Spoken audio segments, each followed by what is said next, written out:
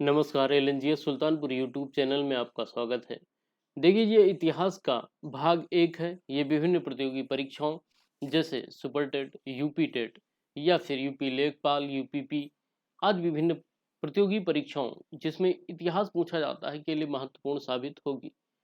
पहला क्वेश्चन है, हड़प्पा सभ्यता की खोज किसने की थी? ए दयाराम साहनी ने, बी रखालदास बनर्जी ने, सी एम वत्स ने या फिर डी अन्य ने। हड़प्पा सभ्यता की खोज 1921 में दयाराम साहनी ने तथा मोहनजोदाड़ो की खोज 1922 में आर डी बनर्जी ने किया था। हड़प्पा सभ्यता की जो सर्वमान्य तिथि है वो है 2500 ईसा पूर्व से 1750 ईसा पूर्व इसकी सर्वमान्य तिथि मानी जाती है। हड़प्पा सभ्यता से पहले जब इसकी खोज नहीं हुई थी तो हम लोगों का मानना था कि जो हमारी संस्कृत है वो वैदिक युग से प्रारंभ हुई है, लेकिन फिर 1921 में हड़प्पा सभ्यता की खोज दयाराम साहनी जी द्वारा की गई और ये माना गया कि जो हमारी भारतीय संस्कृत है वो वैदिक युगीन सभ्यता से भी पुरानी है, यानी वो हड़प्पा सभ्यता से चली आ रही है। अगला क्वेश्चन है, वह शासक जिसने एक सच्चे जैन मुनि की तरह उपवास के द्वारा शरीर त्याग दिया था वो कौन थे? ए बिंदुसार थे, बी अशोक थे, सी चंद्रगुप्त मौर्य थे या फिर डी अन्य थे। तो इसका जो सही आंसर है वो है दो का सी चंद्रगुप्त मौर्य। देखिए, मौर्य साम्राज्य के संस्थापक चंद्रगुप्त मौर्य थे। इन्होंने मौर्य साम्राज्य की स्थापना की थी। इनको एक अन्य नाम सैंड्रो एग्जाम में खूब पूछा जाता है, सैंड्रो कोट्स के नाम से भी जाना जाता है। किसको? चंद्रगुप्त मौर्य को।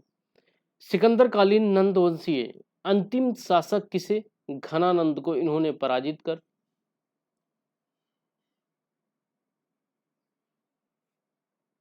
क्या किया था? मौर्य वंश की नींव डाली थी। किसकी मदद से? चाणक्य, जिसे विष्णुगुप्त या फिर कौटिल्य भी कहा जाता है। अगला क्वेश्चन है, तराइन का प्रथम युद्ध 1191 ईस्वी में किसके मध्य लड़ा गया था? देखिए, तराइन के दो युद्ध हुए थे। कौन कौन से? एक हुआ था 1191 में, एक हुआ था 1192 में। उससे पहले हम थोड़ा सा इतिहास को पीछे समझते हैं। देखिए, मोहम्मद गोरी कहाँ पर आक्रमण करता है? गुजरात में। सबसे पहले गुजरात जब पहुंचता है तो यहाँ पर इसका सामना भीम सेकंड या भीम द्वितीय से होता है और मोहम्मद गोरी भीम द्वितीय से बुरी तरह पराजित होता है और भागकर पंजाब के रास्ते कहाँ पहुंच जाता है? उत्तर भारत में। अब उत्तर भारत जब पहुंचते तो यहाँ पर भी इनका अजमेर के चौहान शासक पृथ्वीराज तृतीय से सामना होता है। फिर जब सामना हो जाता है इनका पृथ्वीराज तृतीय से तो इन दोनों के बीच में युद्ध होता है। वो भटिंडा के निकट तराइन के मैदान में इनका युद्ध होता है और वो युद्ध 1191 में होता है। किसके किसके बीच में? गोरी के बीच में और पृथ्वीराज थर्ड या तृतीय के बीच में होता है, जिसमें मोहम्मद गोरी हार जाते हैं और पृथ्वीराज तृतीय जीत जाते हैं। किसी तरह गोरी बच जाता है और फिर गोरी अगेन अटैक करता है। कब? 1192 में। फिर तराइन के मैदान में युद्ध होता है। इस युद्ध में जो मोहम्मद गोरी था वो जीत जाता है और पृथ्वीराज तृतीय क्या होते हैं? थर्ड पराजित हो जाते हैं। जब ये पराजित होते हैं तो गोरी क्या करता है? पृथ्वीराज तृतीय को बंधक बना लेता है और बंधक बना करके इनको कहाँ ले जाता है? अफगानिस्तान ले जाता है। अफगानिस्तान शॉर्ट में समझा दे रहा हूँ। अफगानिस्तान जब ले जाता है तो वहाँ पर एक स्थान है गजनी, वहाँ पर ले जाकर के पृथ्वीराज तृतीय को दोनों आँखों से अंधा कर देता है। लेकिन कुछ समय बाद गोरी ने एक प्रतियोगिता आयोजित करवाई जिसे तीरंदाजी प्रतियोगिता के नाम से जाना गया। वहां पर गोरी भी थे, पृथ्वीराज तृतीय भी थे और वहीं पर भेष बदल करके पृथ्वीराज तृतीय का मित्र चंद बरदाई, जिसने पृथ्वीराज रासो की रचना की थी, चंद बरदाई जिसने पृथ्वीराज रासो भी लिखा है, वो पहुंचता है और चंद बरदाई सब देख रहा था। उसने एक लाइन बोली, 4 बांस 24 गज अंगुल, अष्ट प्रमाणता ऊपर सुल्तान है, मत चूको चौहान। फिर पृथ्वीराज तृतीय एक बार में गोरी को मार डालते हैं और खुद का भी प्राण त्याग देते हैं। तो ये रही तराइन के युद्ध की पूरी जो स्टोरी थी ये थी और इसका जो सही आंसर है वो है बी, मोहम्मद गोरी और पृथ्वीराज तृतीय। चौथा क्वेश्चन है, बंगाल को मुगल साम्राज्य से पृथक कर स्वतंत्र किया था। देखिए, मुगल साम्राज्य का आप जानते हैं कि सभी जगह लगभग कब्जा हो रहा था, उसी समय कौन था जिसने बंगाल को मुगल साम्राज्य से अलग कर दिया था और स्वतंत्र कर दिया था मुगल साम्राज्य से अलग करके? क्या वो मुर्शिद कुली खां थे, सादत खां थे, या फिर सरफराज खां थे, या फिर डी अन्य थे? तो वो जो था वो मुर्शिद कुली खां था। इनके बारे में कुछ इतिहासकारों का मानना था कि ये हिंदू थे, ये मिश्रा थे, और इनको क्या होता है कि आपको पता है कि पहले लोगों की खरीद फरोख्त होती थी, फिर इनको बेच दिया जाता है, किसी पारसी ने इनको खरीद लिया और मुर्शीद के नाम से इनका पालन पोषण किया, लास्ट में इनको मुर्शीद कुली खां के नाम से जाना गया, ऐसा इतिहासकारों का मत है। अगला क्वेश्चन है, विधवा पुनर्विवाह कानून कब बना था? ए 1853, बी 1856, सी 1863 या फिर डी 1865 में? आपको बता दूं कि विधवा पुनर्विवाह कानून या हिंदू विधवा पुनर्विवाह कानून कब बना था?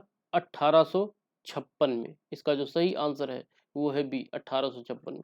ये तैयार कब हुआ था? लॉर्ड डलहौजी की कार्यकाल में इसको तैयार किया गया था और इस कानून को जो पारित किया था वो किया था लॉर्ड कैनिंग ने। किसने? कैनिंग ने पारित कर इसे क्या कर दिया? वैध कर दिया। कि इस कानून में यह था कि अगर कोई महिला विधवा हो जाती है, उसके पति का देहांत हो जाता है, तो उसे भी वो सारे अधिकार मिलेंगे जो उसको सुहागन के समय पर मिला हुआ था, यानी विधवा होने से पहले जो कानून थे उसके लिए वही कानून विधवा जब हो जाएगी तब भी बरकरार रहेंगे। और आपको पता है कि इससे पहले 1829 में एक और महत्वपूर्ण घटना घटी थी। वो घटना थी सती प्रथा का अंत। यानी कि महिलाएं सती नहीं होंगी, और इस प्रथा को अंत किसने किया था? लॉर्ड विलियम बेंटिक ने किया था। ये एग्जाम में खूब पूछा जाता है। विलियम बेंटिक ने कब किया था? 1829 में सती प्रथा का अंत किया था।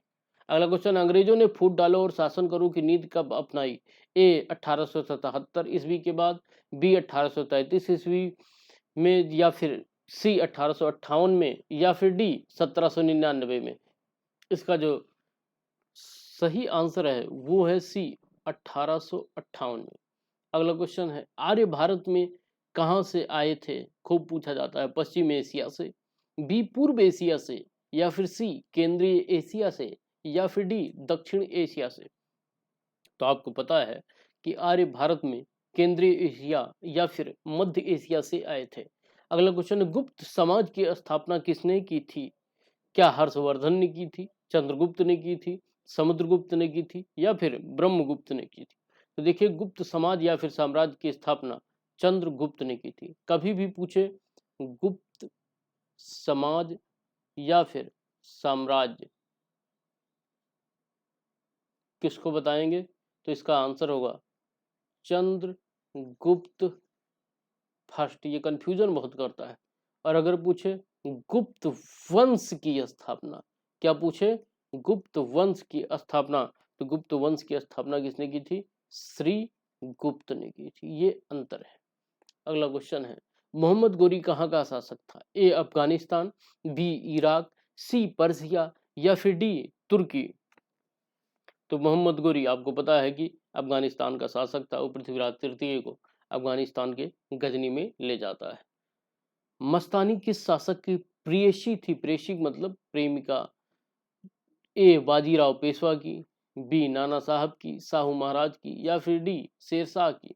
तो आपको पता है कि मस्तानी करके एक बाजीराव मस्तानी एक मूवी भी आई थी, जिसमें दीपिका और रणवीर सिंह हैं, तो दीवानी मस्तानी करके गाती हैं। तो आप उससे भी आइडिया लगा सकते हैं कि इसका जो सही आंसर है वो है ए बाजीराव पेशवा की प्रेसी थी। तो ये 10 क्वेश्चन की सीरीज थी। आशा करता हूँ आपको ये जरूर अच्छी लगी होगी। अगर अच्छी लगी है तो कमेंट बॉक्स में बताएं और इसको लाइक और सब्सक्राइब कर दें। जय हिंद, जय भारत।